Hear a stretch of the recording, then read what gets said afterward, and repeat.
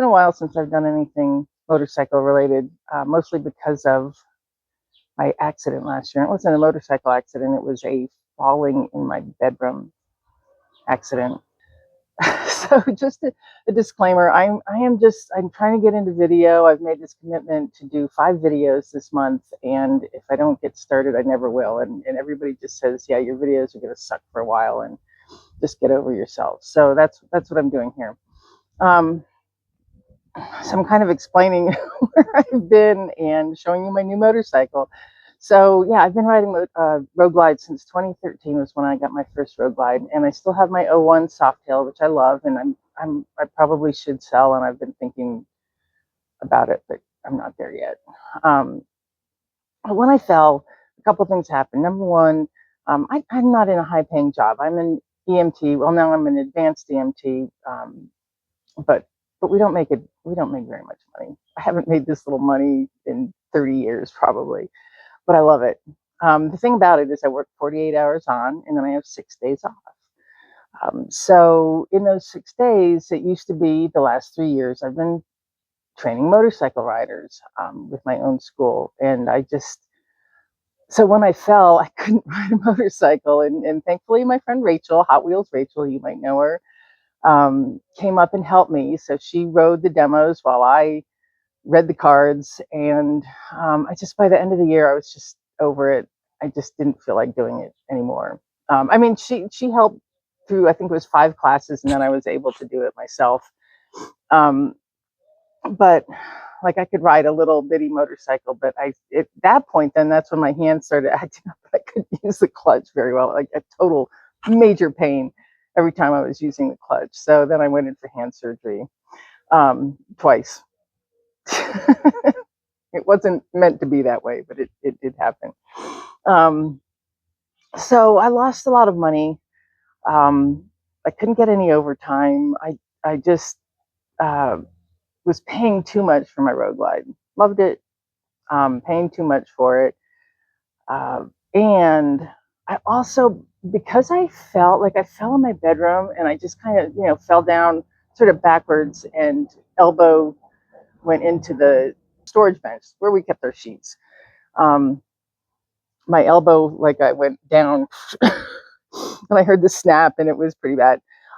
But I just, all of a sudden I'm thinking, man, this bike. So I had a Road Glide ST, and the ST is, based on the bagger racing bikes, and they're taller than your basic Road Glide, and you can't really lower them. I mean, we tried, but there's just the way the shocks are set up, and you're not supposed to. I mean, they're engineered, designed to be taller. And all I could, and so when I'm backing it up or slipping on gravel at a stop sign or something, it's more. This wasn't as sturdy, so that kind of worried me. And because I thought, man, I fell in my bedroom and destroyed my arm, and was out of work and working light duty, and just like it totally screwed up my whole life for a while. And I don't want to do that again. So I was kind of trying to figure out what to do, and I ended up with this really sweet Heritage Classic from John Elway. They made me a hell of a deal. Of course, we love them. We've worked with them forever, and I've taught for them for quite a while. But they gave me a hell of a deal, and I got this brand new, beautiful Heritage. Here she is. She's got some bugs on her now. It's orange and black, and I'm not sure how I feel about that blue in the emblem there, but it is what it is. It's 117 cubic inches, yay! So it goes fast. It's got saddlebags. I kind of looked at the Street Bob or the Fat Bob or whatever Bob that they got going on there, and it didn't have saddlebags. And I'm not touring anymore. I'm just touring on a smaller bike. And the engine, the engine's the same size. It's just that it doesn't have the carrying capacity. Sorry, I'm getting over a cold. So here's the thing: is I'm still going to want to ride long distances and take stuff with me. So there are a few things that I need to do here. First of all, I want to get a Mustang wide solo seat, because those are awesome. And I had one on my '01 Softail that I loved, and then I moved that over to my Panhead, and it's great. So we took the back seat off. One of the things I'm going to do here, hopefully this week, before I go to Hastings for the Bagger Racing with other motormaids. I want to put a fender bib on here. So what I do have is, well, I'll show you. But I want to put a fender bib on there, just really mostly for right here, because my tour pack is the solo kind of tour pack, and it's going to come up, like right here. But I'll have some space to put something back here, and I don't want to scratch the fender up. The other thing is, I have this super cute little purse that Willie bought me a long time ago. He got it at the Harley-Davidson Museum, and it looks like a little saddlebag. It's just not cooperating now. I've actually used it as a tool bag on the Hoka Hay on my Panhead. But what I'm going to do is I want to mount it there as like a windshield bag. So what I'm going to do is reinforce the back of it so it's a little more solid. And then I've got this little speaker. I haven't ridden without music in a long time. So I ordered this little JBL tiny little speaker. I'm hoping that will do the trick. I can put it in my windshield bag. I've got my original, that thing, phone holder thing. It's a Zero, I think.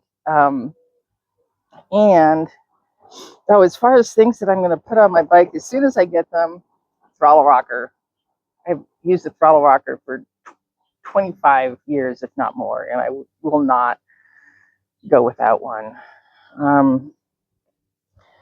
So that's pretty much it for the bags. I think I've got some cones in here. I've been teaching a local girl how to ride. She bought one of my training bikes, and so I took some cones down to a parking lot to help out. I mean, the saddlebags aren't bad, but they're not huge. Oh, I forgot to mention I've got so much stuff in this garage. So I got this quick release luggage rack for my tour pack. So I have my same tour pack. I need to change this because that's not it anymore. So that's one of the things I'm out here doing. But we got that from Hogworks, and it goes, like I said, it goes over, so the tour pack is over the fender. The rack was so easy to put on. I mean, Willie and I have been through some hell this last year, and it just so happened that at one point in time, like in November and December, we had one good hand between the two of us, which was not convenient. And that was about the time that we put that luggage rack on. So, or put the hardware on, so I can take the luggage rack on and off, or not luggage rack, but the tour pack holder thing. And we did it in like 15 minutes with one good hand between the two of us. Yeah, that's not something I ever want to go through again.